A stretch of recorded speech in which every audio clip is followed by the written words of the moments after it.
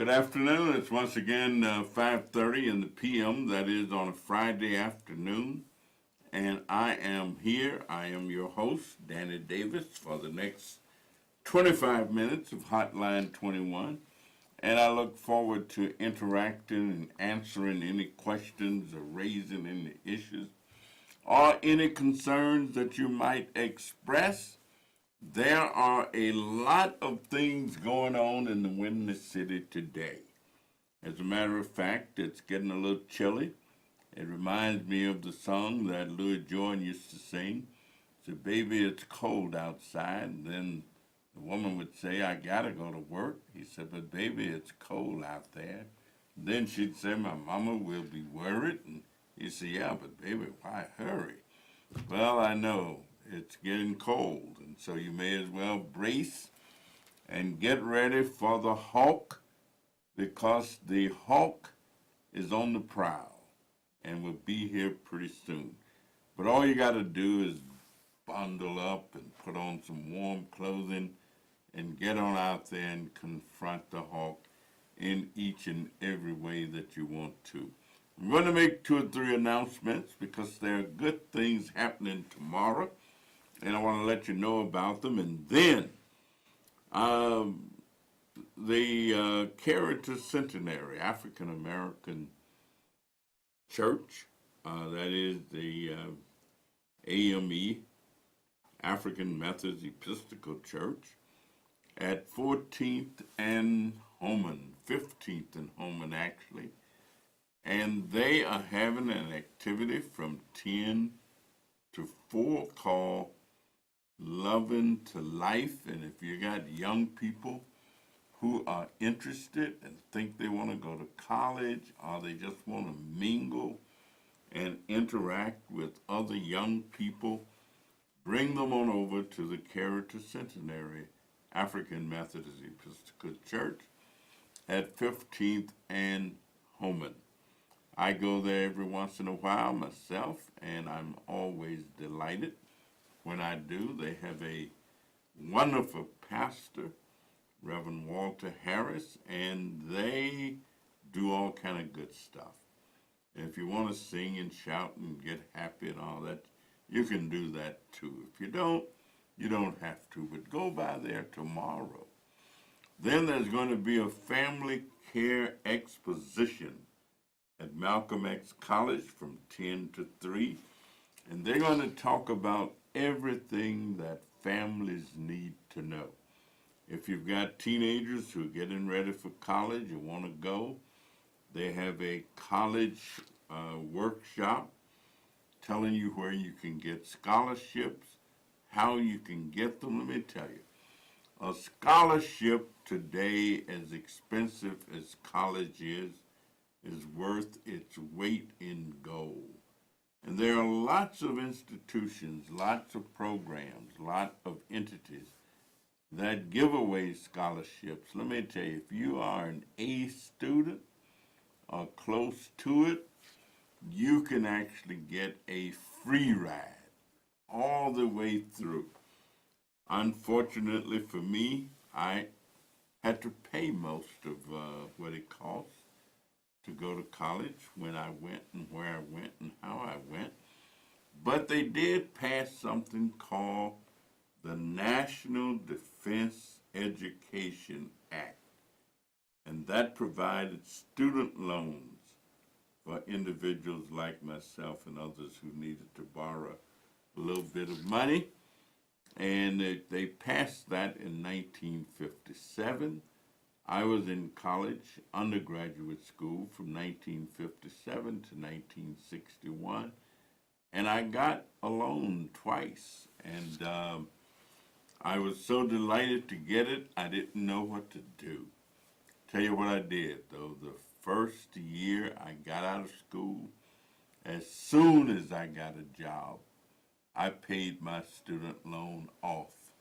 I paid it off the same year that I started to work. I started work in August, and I paid it off before the end of the year. And that's because where I grew up and when I grew up, people around whom I grew up took the position that you should have pride in not owing people, and that if you got a loan, be sure to pay it back. I actually borrowed $50.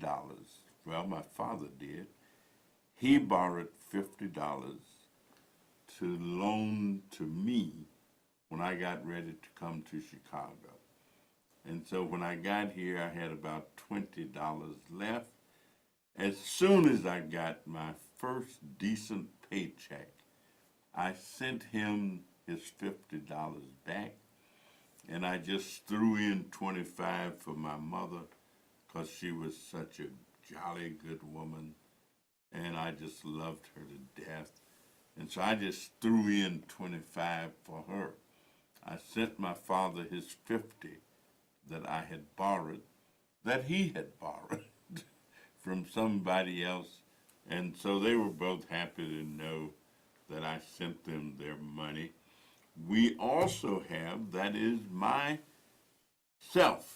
and in collaboration with the alderman of the 29th Ward, in collaboration with Cook County Commissioner Richard Boykin, we are having a hiring fair at the Michelle Clark School, which is located right at Laramie and Harrison Street.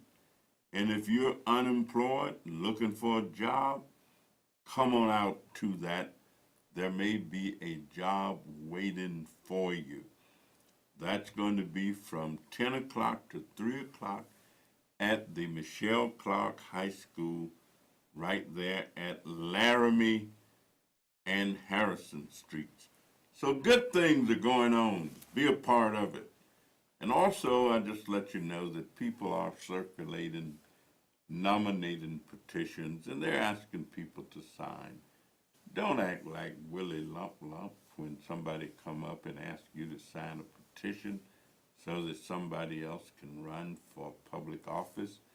You know, some people act like they think this is some poison somebody's trying to whip on them or something. No, give the person a play, give them a break. Go ahead and sign. Don't act like you don't understand or you don't know what's going on. And the last thing I would mention, you know, Veterans Day is coming up pretty soon, and we are honoring veterans November the 10th from 5 to 9. It's going to be a little wine drinking and stuff like that. But we are actually honoring, in particular, William Beal Dale. People in the community where I kind of function a lot, they know William Dale. Bill Dale rode around with me for years, and sometimes we'd be in his car. He was a retired skilled tradesman, and so he often drove a Cadillac, and sometimes people would think it was my Cadillac. Well, it wasn't my Cadillac, it was Bill's Cadillac, and he was just a tremendous volunteer for at least 20 years or more after he retired. And so he's in a nursing home right now, and we just want to say thank you to Mr. William Beal Dale. We trust that his wonderful wife is doing fine, and we are going to be honoring Bill on November the 10th as an outstanding veteran. Now there are some other things that have taken place.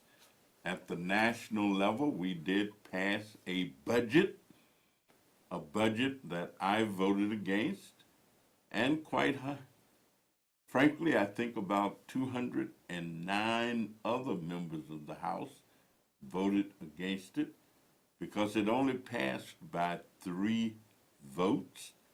And so it was a close vote. I voted against it because it takes away money from too many things that I think are essential and necessary. It also provides money to some groups that I don't want to provide any more money to. And so I voted against it.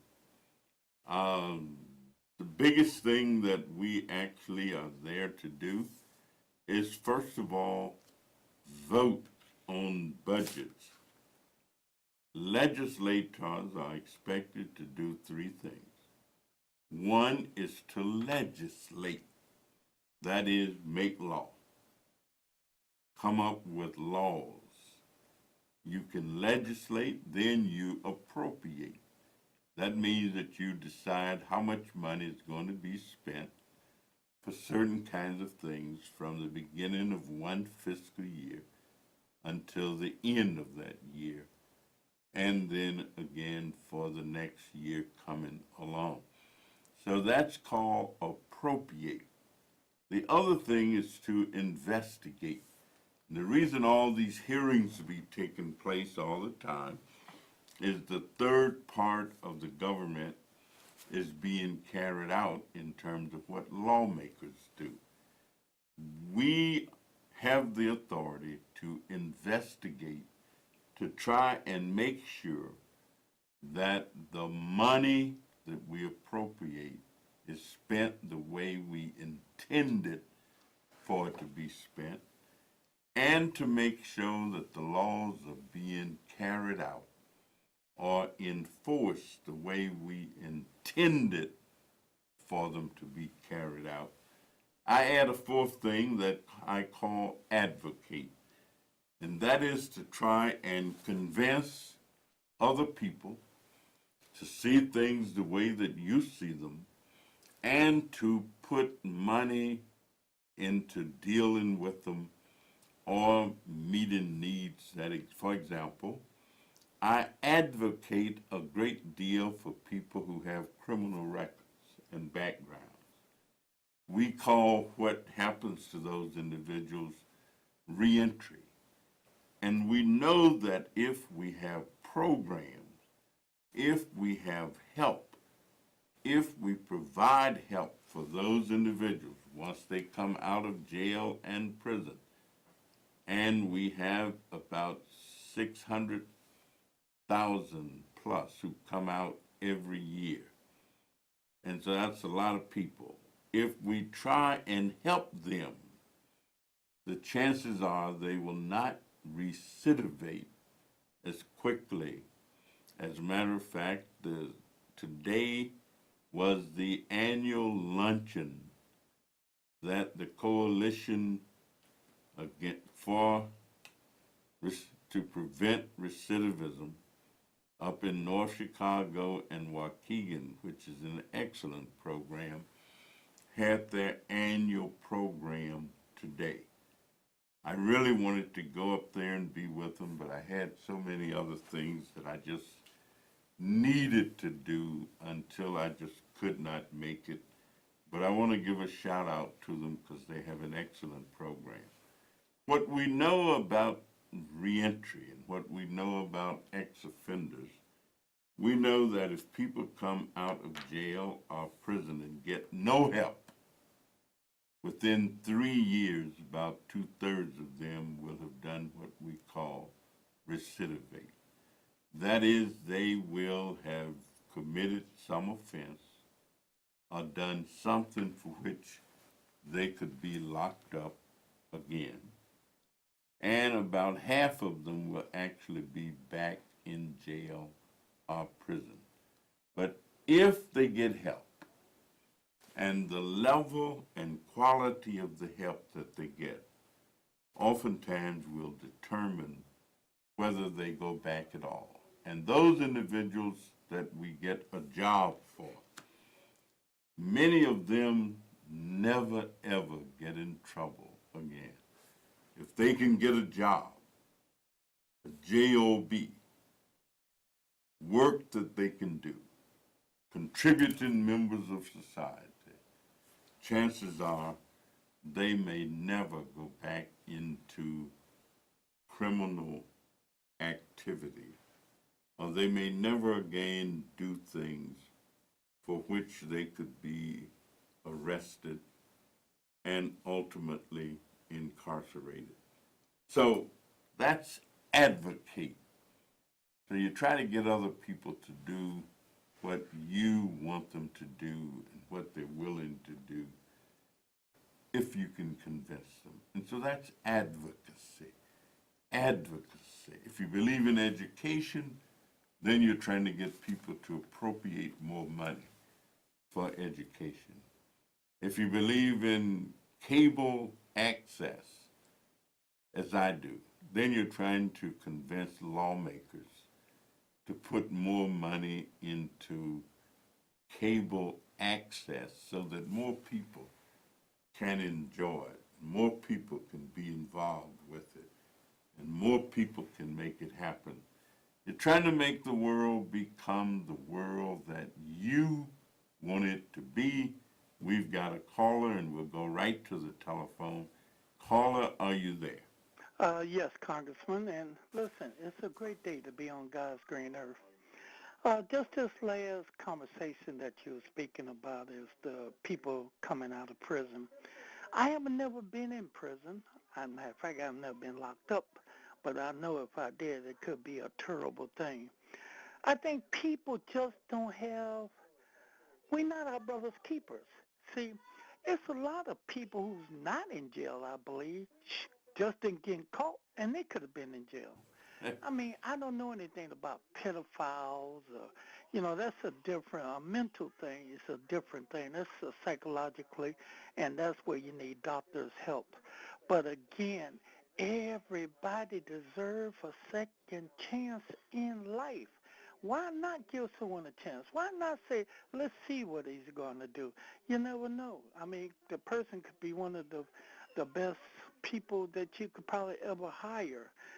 So again, we need to quit looking down at people and hold our hands out, try to help people.